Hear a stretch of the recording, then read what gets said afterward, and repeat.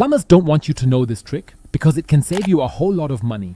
I'll show you exactly how it works and why you have to try it out for yourself regularly. Because there are also some mistakes here that you absolutely must not make. First, we need 3 lemons for this. You should now cut these in half, then quarter them, and now cut them into several small pieces, as you can see here. When they're all about this size, that's already really good. Now you should cut all 3 lemons this small, and in the next step, you'll need a blender. Because this is exactly where you should put all the freshly sliced lemon pieces now. Once you have them all in the blender, you can put the lid on securely and turn it on. In the first step, we want them to become a little bit finer. Of course, we won't get them into a completely smooth puree yet.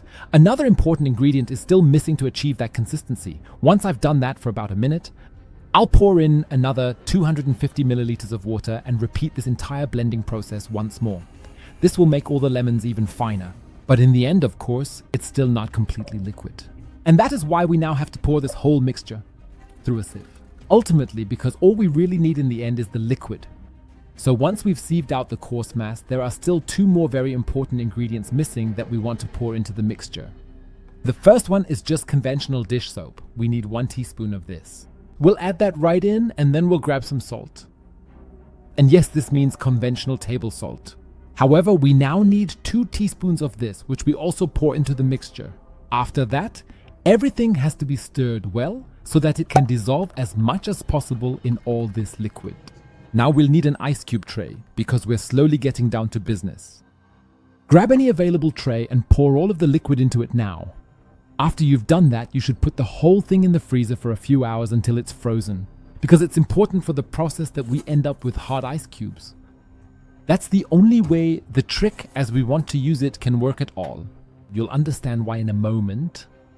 So now I'll grab 1 or 2 pieces, depending on exactly how big the ice cubes are, and put them directly into the drain. Just make sure to take the plug out first and then carefully put both of them in here. Ideally, you should do this in the evening, by the way, because now comes the specific step that most people get completely wrong. They just put it in and wait a very short while, then quickly move on to the next step. In fact, you should wait until the next morning until they've completely dissolved in here. Then next, you have to heat some water to about 60 degrees and pour it in right after the next morning.